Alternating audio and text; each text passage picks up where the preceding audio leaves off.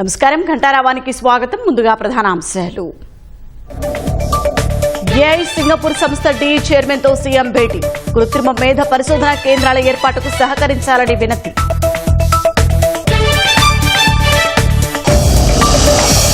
తిరుపతి జిల్లా శ్రీవారి మెట్టు మార్గంలో ఏనుగుల కలకలం. సమీపంలో పంట పొలాలు ధ్వంసం చేసిన గజరాజులు.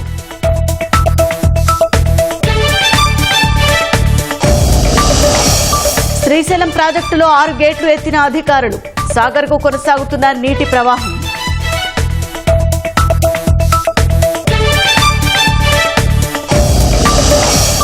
ఆపరేషన్ సింధూర్పై ఉభయ సభల్లో ప్రత్యేక చర్చ.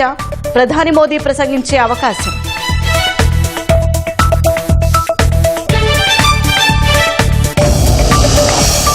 చైనాలో వరద బీభత్సం. 34 మంది దుర్మరణం.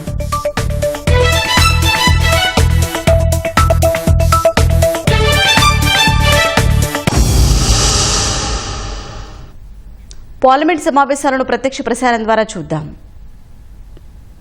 श्रीमती कोनेरू हप्पी को पराजित कर चैंपियन बनाने का गौरव प्राप्त किया है. हमें खुशी है कि फाइनल में भी दोनों भारत की खिलाड़ी रहे. ये भारत के लिए बड़ा हर्ष का विषय है. पूरे विश्व ने देखा है कि इस विश्व स्तरीय प्रतियोगिता के फाइनल में पहुंचने वाली दोनों भारत खिलाड़ी का हम अभिनंदन करते हैं. इन दोनों भारतीय महिला खिलाड़ियों की इस उपलब्धि से पूरे देश में अपार खुशी और उमंग का वातावरण है. उनकी इस जीत ने सभी भारतीयों को, विशेष रूप से हमारे युवाओं को बहुत बड़ी प्रेरणा मिलेगी. ये सभा सुश्री दिव्या देशमुख एवं श्रीमती कोनेरू हप्पी की इस उत्कृष्ट उपलब्धि के लिए बधाई देती है एवं भावी सफलता के लिए हार्दिक शुभकामनाएं प्रेषित करती है. ताली तो बजा दो जोर से.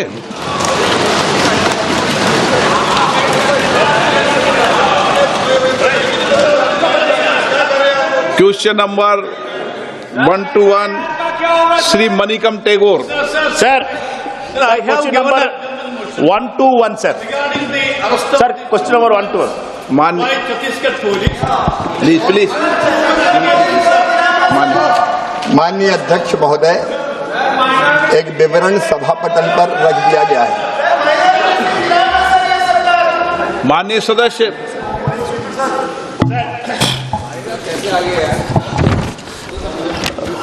Honorable Prime Minister publicly promised to double farmers' income in 2022. It is now 2025.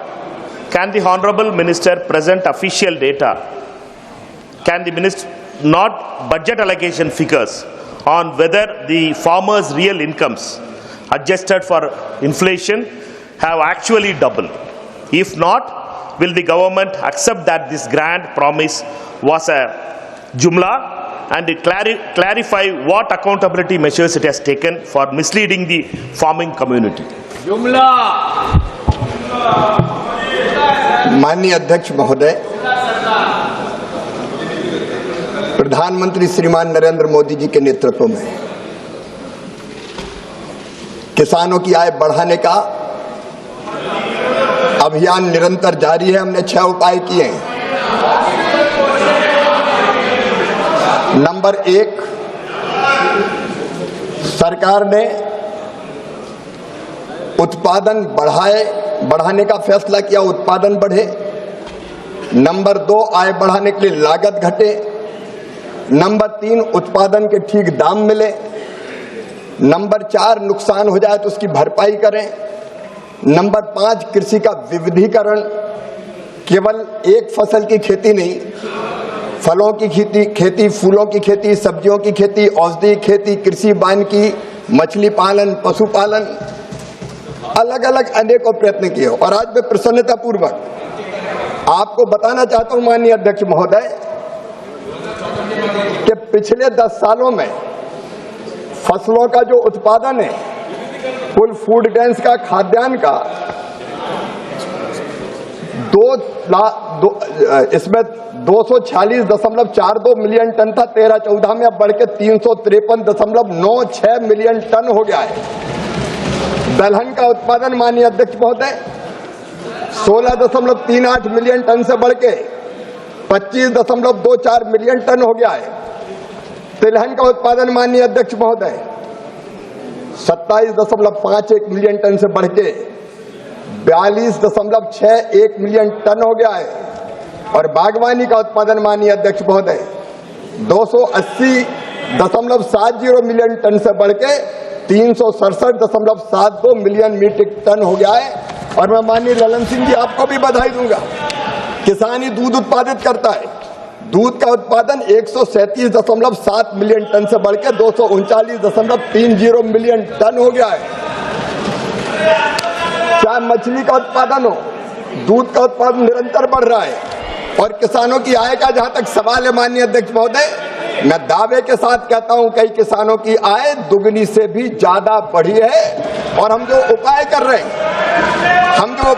माननीय अध्यक्ष महोदय, आपने बजट की बात कही माननीय सदस्य ने, अरे आपके समय में जब आप उस सरकार का हिस्सा थे यूपीए की, तब केवल 27,000 करोड़ बजट था। बजट है 1,27,000 करोड़ रुपया।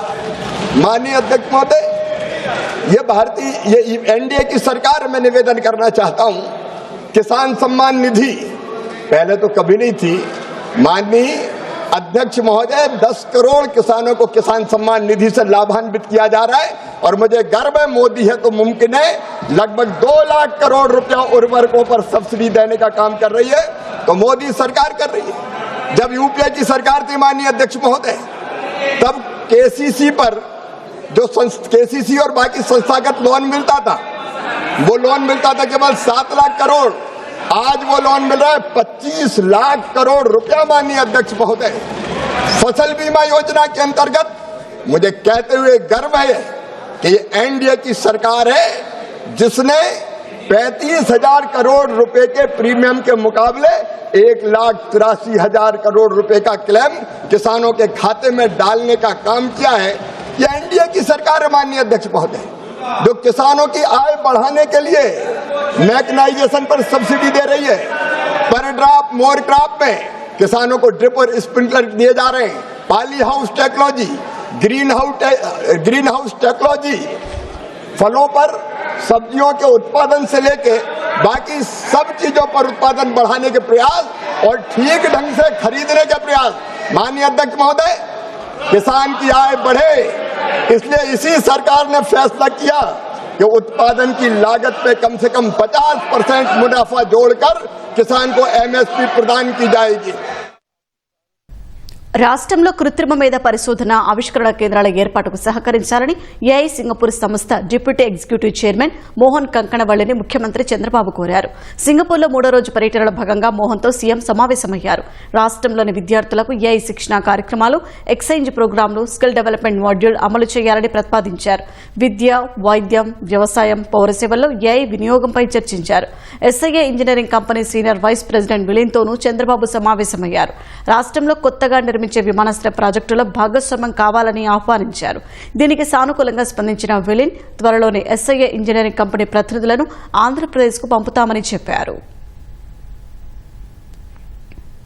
సీఎం చంద్రబాబుతో భేటీపై సింగపూర్ వాణిజ్య పరిశ్రమల శాఖ మంత్రి టాన్ సెల్లెంగ్ కీలక ప్రకటన చేశారు.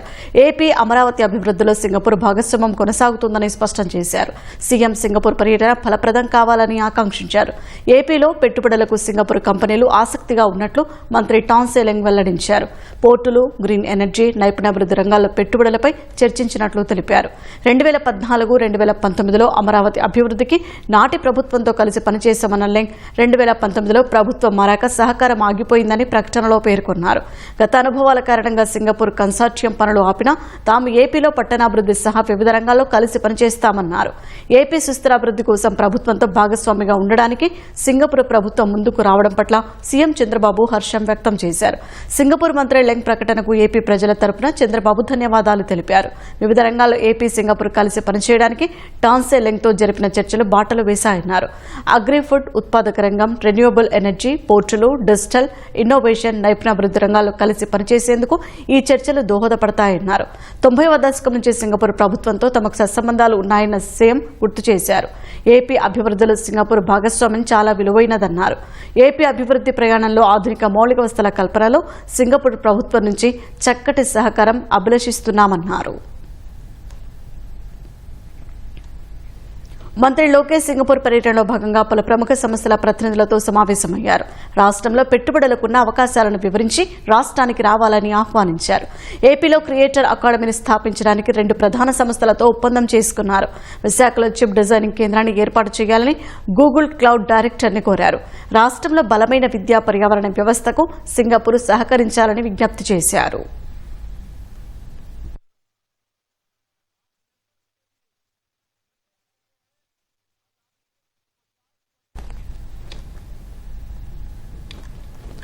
ఏపీలో సృజనాత్మక ఆర్థిక వృద్ధి కోసం క్రియేటర్ అకాడమీని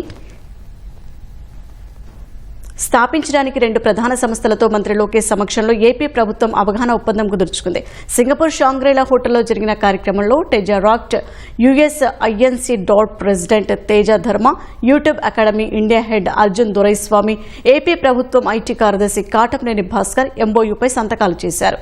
సృజనాత్మక కంటెంట్ తయారీ కోసం ఏపీ ప్రభుత్వం సెంటర్ ఆఫ్ ఎక్సలెన్స్ ను ఏర్పాటు చేస్తుంది.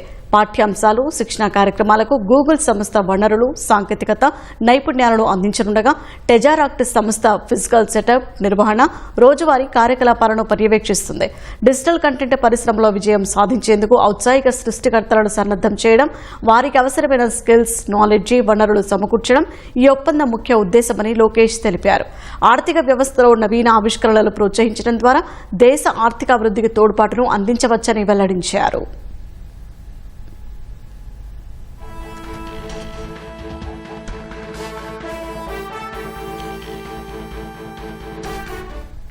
గూగుల్ తన సర్వర్ల కోసం సొంత చిప్లను రూపొందిస్తున్నందున వైజాగ్లోని ప్రతిపాదిత డేటా సెంటర్ క్యాంపస్లో చిప్ డిజైనింగ్ కేంద్రాన్ని ఏర్పాటు చేసే అంశాన్ని పరిశీలించాలని గూగుల్ క్లౌడ్ డైరెక్టర్ డ్రూ బ్రెన్స్ను లోకేష్ కోరారు. విశాఖలో డేటా సిటీకి అవసరమైన మౌలిక సదుపాయాలన్నీ పూర్తి చేసేందుకు సాధ్యమైనంత త్వరగా గూగుల్ డేటా సెంటర్ పనులు ప్రారంభించేందుకు చర్యలు చేపట్టాలని విజ్ఞప్తి చేశారు. గూగుల్ క్లౌడ్ లేదా సర్వర్ సరఫరాదారు దాని మరమ్మత్తు, నిర్వహణ సేవలకు గ్లోబల్ హబ్గా ఏపీని ఉపయోగించుకోవచ్చని సూచించారు.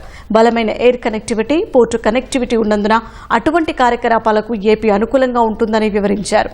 ఏపీతో ఇప్పటికే MOUలు చేసుకున్న ప్రాజెక్టులతో పాటు తాజా ప్రతిపాదనలపై సంస్థ ఉన్నత స్థాయి బృందంతో చర్చించి సానుకూల నిర్ణయం తీసుకుంటామని బ్రెన్స్ బదులిచ్చారు.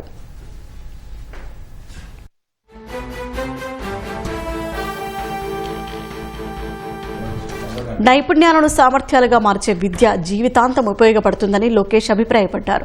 భవిష్యత్ అవసరాలకు తగ్గ నైపుణ్యాలతో ఏపీ యువతను సిద్ధం చేస్తున్నామని వెల్లడించారు. సింగపూర్లో నైపుణ్యాభివృద్ధిపై జరిగిన వర్క్షాప్లో లోకేష్ పాల్గొన్నారు.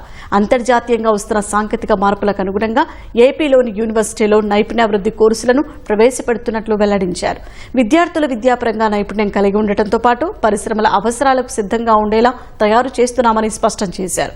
వేగవంతమైన ట్రాన్స్ఫర్మేషన్ కోసం సింగపూర్తో కలిసి పనిచేస్తామన్న మంత్రి బలమైన విద్యా పర్యావరణ వ్యవస్థకు సింగపూర్ సహకరించాలని కోరారు.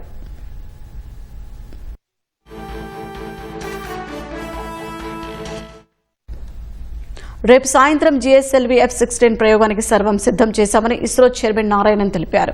ఈ ప్రయోగానికి ఇస్రో బృందంతో కలిసి తిరుమల శ్రీవారి ఆశీస్సులు తీసుకున్నారు. రాకెట్ నమూనాను శ్రీవారి పాదాల చెంత ఉంచి పూజలు చేయించారు. వాతావరణ మార్పుల అధ్యయనానికి ఈ ప్రయోగం ఎంతగానో ఉపయోగపడుతుందని నారాయణన్ తెలిపారు. For Earth observation, disaster warning and mitigation, so multiple applications this satellite is going to be useful, and this satellite will cover the entire globe once in 12 days. It will continuously cover the entire globe, and the data will be utilized by the global community for the welfare of the global community. Tirumala శ్రీవారికి చెన్నైకి చెందిన Sudarshan enterprises యాజమాన్యం బంగారు కానుకలు సమర్పించింది. 2,40,00,000 రూపాయల విలువైన 2.5 కిలోల బరువున బంగారు శంకు చక్రాలను విరాళంగా అందించింది. ఈ మేరకు సుదర్శన్ ఎంటర్ప్రైజెస్ ప్రతినిధులు తిరుమల ఆలయంలోని రంగనాయకుల మండపంలో టీటీడీ అదనపు ఈవో వెంకయ్య చౌదరికి కానుకలు అందజేశారు. దాతను టీడీపీ తరపున శేషవస్త్రంతో సత్కరించి తీర్థ ప్రసాదాలు అందజేశారు.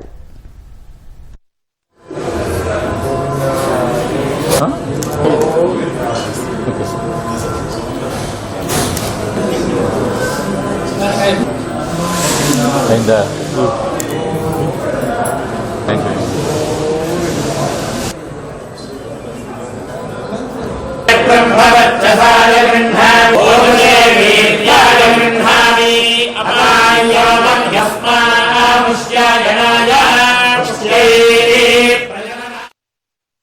శ్రీశైలం జలాశయానికి వరద ప్రభావం మరింత పెరగడంతో 6 గేట్ల ద్వారా నీటిని నాగార్జున సాగర్ కు విడుదల చేస్తున్నారు. జూరాల, సుంకేశ్వర ప్రాజెక్టుల నుంచి శ్రీశైలానికి 2,29,743 క్యూసెక్కులు చేరుతోంది. శ్రీశైలం నుంచి 2,48,900 క్యూసెక్కులు దిగువకు వదులుతున్నారు. 6 స్పిల్వే గేట్ల ద్వారా 1,62,942 క్యూసెక్కులు విడుదల చేస్తున్నారు. పోతిరెడ్డిపాడు హెడ్ రెగ్యులేటర్ నుంచి 20,000, ఎడమగట్టు విద్యుత్ కేంద్రం నుంచి 35,000, కుడిగట్టు విద్యుత్ కేంద్రం నుంచి 30,643 క్యూసెక్కులు విడుదల చేస్తున్నారు. శ్రీశైలం పూర్తిస్థాయి నీటి మట్టం 885 అడుగులు కాగా ప్రస్తుతం 883 అడుగులకు చేరింది. ప్రాజెక్టు పూర్తిస్థాయి నీటి నిల్వ సామర్థ్యం 215.80 టీఎంసీలు కాగా ప్రస్తుతం 204.78 టీఎంసీలుగా కొనసాగుతోంది.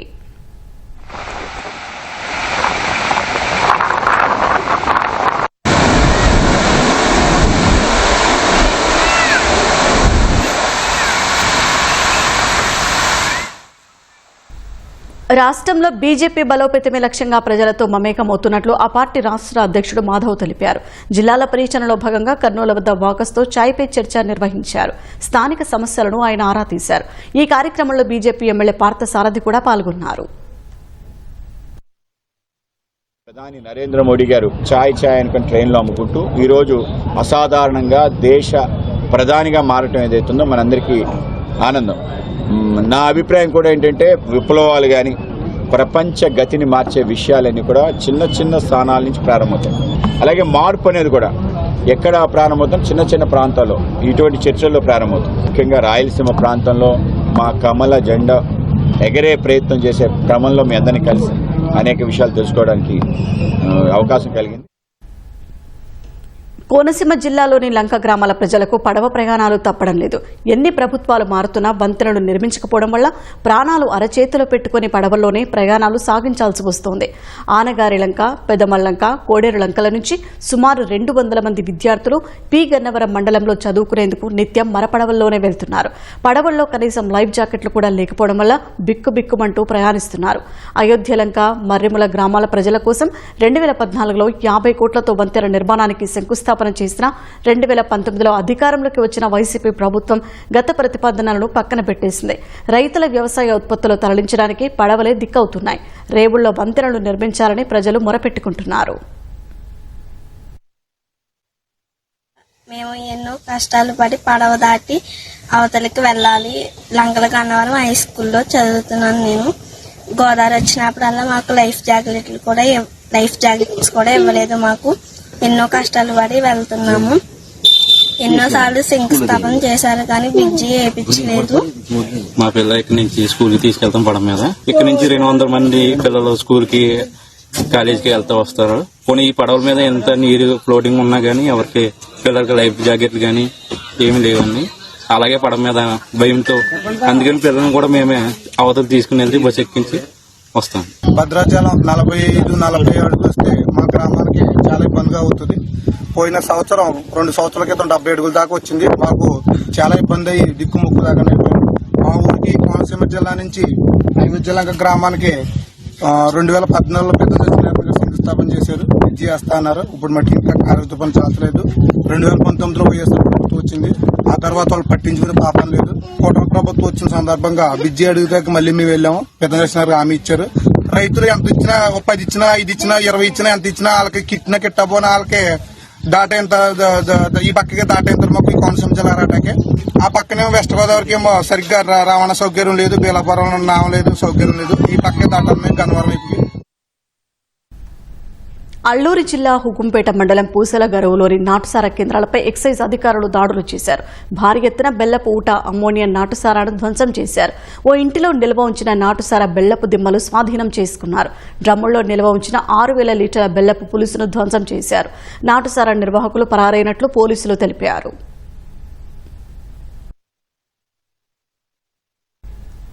వైసీపీ ఎమ్మెల్సీ యేసురత్నం తన గ్రానైట్ పరిశ్రమలో లాక్కోవాలని చూస్తున్నారని బాపట్ల జిల్లా మార్టూరుకు చెందిన వేమల మల్లికార్జున అనే వ్యక్తి ఆరోపించారు. 2.5 కోట్లు ఇస్తా పరిశ్రమలు ఇచ్చేయని బెదిరిస్తున్నారని ఆవేదన వ్యక్తం చేశారు. సంత మాగులూరు మండలం పాత మాగులూరులో తనకి 2 గ్రానైట్ పరిశ్రమలు ఉన్నాయని మల్లికార్జున తెలిపారు. వైసీపీ హయాంలో వాటిని లీజుకు తీసుకున్న యేసురత్నం ఇప్పుడు వాటిని తనకిచ్చేయాలని బెదిరిస్తున్నట్లు ఆరోపించారు. తనకు న్యాయం చేయాలంటూ బాపట్ల జిల్లా కలెక్టరేట్ వద్ద ఆందోళన చేశారు. నాకు 2 గ్రానైట్ ఫ్యాక్టరీలు ఉన్నాయండి. ఒకటి కన్నికా పరమేశ్వరి గ్రానైట్, ఇంకొకటి చిన్మయ్య గ్రానైట్. ఈ 2 ఫ్యాక్టరీలు గుంటూరు చంద్రగిరి యేసురత్నం వైసీపీ ఎమ్మెల్సీ అండి. అతను జగనన్న భూరక్షరాలు కోసేదానికని లీజ్ కి ఇమ్మంటే ఆ టైంలో నేను లీజ్ కి నా ఫ్యాక్టరీలు 2 ఇచ్చా. ఆ రోజు నుంచి ఈ రోజు కూడా ₹1 రెంట్ ఇవ్వలేదు. ఈఎంఐలు కట్టుకుంటా తీసుకుంటూ వస్తాను, నీకు క్లియర్ చేస్తాను, మొత్తం ఒకసారి ఇస్తాము, ఆ అమౌంట్ అంతా ప్రభుత్వం రాళ్ళు వస్తున్నాం కాబట్టి ఒకసారి బిల్లు వచ్చింది, అప్పుడు క్లియర్ చేస్తానని చెప్పుకుంటూ వచ్చాడు. తర్వాత అతను ఇమ్మని అడిగితే వద్దు, నీ ఫ్యాక్టరీ నీకు 2.5 కోట్లు ఇచ్చేస్తాను, వదిలేసి వెళ్ళు అని అంటాడు. 6 కోట్ల రూపాయల ఫ్యాక్టరీలని 2.5 కోట్లకి ఇమ్మని అతను నన్ను బెదిరిస్తా ఉన్నాడండి. నువ్వు ఎక్కడికి వెళ్ళినా, నేను రిటైర్డ్ డిఐజీ, పోలీసులందరూ కూడా నాకు సహాయంగానే ఉంటారు. నా తమ్ముడు ఇప్పుడు ప్రజెంట్ సిఐ నెల్లూరులో చేస్తున్నాడు. నిన్ను ఎలా కావాలంటే అలా చేస్తాము, నువ్వు నన్ను బెదిరిస్తున్నాడండి. ఈ రోజు నా పిల్లల చదువులకు కూడా ఫీజులు కట్టలేక అనాథలాగిపోయి ఏడో మహారాష్ట్రలో రాయి కొట్టుకునే పని చేసుకుంటున్నాను. అతని దుర్మార్గాలని మీరు బయట పెట్టి నాకు న్యాయం జరిపించండి. నా వైపు న్యాయం ఉంటేనే విచారించి నాకు న్యాయం చేయండి. అన్యాయం అని తెలిస్తే ప్రభుత్వం అయినా ఏ శిక్ష విధించినా నేను దానికి సిద్ధంగా ఉన్నాను. లీజ్ అగ్రిమెంట్ అయిపోయి కూడా సంవత్సరం అయింది. ఈ రోజుకి కరెంట్ బిల్లు కట్టలేదని చెప్పేసి 16 లక్షలు కరెంట్ బిల్ పెండింగ్ ఉంది. మిషనరీ నేను రన్నింగ్ కండిషన్ లో ఇచ్చాను. ఈ రోజు చూస్తే ఫ్యాక్టరీ పొజిషన్ ఇదిగో ఇలా చెట్లు మొలిసిపోయి ఉంది. ఒక్క మిషనరీ లేదు, సరిగ్గా మోటార్ లేదు, ఇలా చెట్లు మొలిసిపోయి అంతా ఉంది. ఈ రోజు ఆ ఫ్యాక్టరీ నేను రన్నింగ్ లో పెట్టాలన్నా 40 లక్షలు రిపేర్లకే అవుతాయి. తను బెదిరించి నాకు గంజాయి ముఠా ఉన్నారని వాళ్ళ అబ్బాయి చెప్పడం, నేను ఏది కావాలంటే అది చేపించగలుగుతాను, నేను అనేది బయటకు రాకుండా నువ్వు ఏడుండవు, వాళ్ళ ఏది కావాలో అది చేయించిన మనుషులు. వాళ్ళ అబ్బాయి పేరు ధీరాజు. ఇప్పుడు వాళ్ళ అబ్బాయి పేరునే లీజుకి తీసుకుంది కూడా. ప్రకాశం జిల్లా మార్కాపురం చెరువుకట్ట రోడ్డుకు ఎట్టకేలకు మరమ్మతులు చేపట్టారు. ఆర్డినరీ గ్రాంట్ కింద 16 లక్షల నిధులతో వై జంక్షన్ నుంచి మార్కాపురం జీప్ స్టాండ్ వరకు 2.5 కిలోమీటర్ల మేర తారుతో గోతులు పూడుస్తున్నారు. ఒంగోలు నుంచి మార్కాపురం మీదుగా శ్రీశైలం వెళ్లే వాహనాలన్నీ ఈ చెరువుకట్ట మీదుగానే ప్రయాణించాల్సి ఉంటుంది. ఇలాంటి కీలకమైన రోడ్డు గోతులు తేలి ప్రయాణాలకు ఇబ్బందిగా మారింది. ఈ క్రమంలోనే మరమ్మతులు చేస్తున్నారు. మార్కాపురం తర్లుపాడు రోడ్డుకు త్వరలో 17 లక్షల నిధులతో మరమ్మతులు చేపడతామని అధికారులు తెలిపారు. పొదిలి మార్కాపురం ఈ ట్యాంక్ బండ్ రోడ్డు గత 7 సంవత్సరాలుగా ఎన్డీబీలో వర్క్ శాంక్షన్ అయ్యి ఎగ్జిక్యూట్ చేయకపోవడం వలన అతి ప్రమాదకరంగా గుంతలతో ఏర్పడింది. మేము గవర్నమెంట్కు చాలా ప్రతిపాదనలు పంపాము రోడ్డు కండిషన్ గురించి. ఈ గుంతల్ని పూడ్చడానికి ఆర్డినరీ మెయింటెనెన్స్ కింద మార్కాపురం డివిజన్కి అలాట్ చేసిన గ్రాంటులో ఒక 16 లక్షలతో మేము ప్యాచ్ వర్క్ మొదలుపెట్టాము. ఈ ప్యాచ్లన్నీ పూడ్చి వాహనాలకి ఇబ్బంది లేకుండా సౌకర్యవంతమైనటువంటి 2.5 కిలోమీటర్లు గుంతలు పూడ్చుకుంటూ ప్యాచ్ ఫ్రీ రోడ్ని చేస్తున్నామండి. ఆర్ఎన్బి డిపార్ట్మెంట్ మార్కాపురం వారు ఇక్కడ రాయవరము అలుగు దగ్గర నుంచి మార్కాపురం ట్యాక్సీ స్టాండ్ వరకు 2.5 కిలోమీటర్ల రోడ్డు. ఈ ట్యాంకు మడం మీద కూడా చాలా గుంతలతో ఉండి రోడ్డు కర్వ్స్లో ఉండి చాలా ప్రమాదాలకు గురయ్యారు. ఇవన్నీ దృష్టిలో పెట్టుకొని ప్రస్తుతానికి జనాలకు ఇబ్బంది లేకుండా ప్యాచ్ వర్క్ అనేది చేశాము.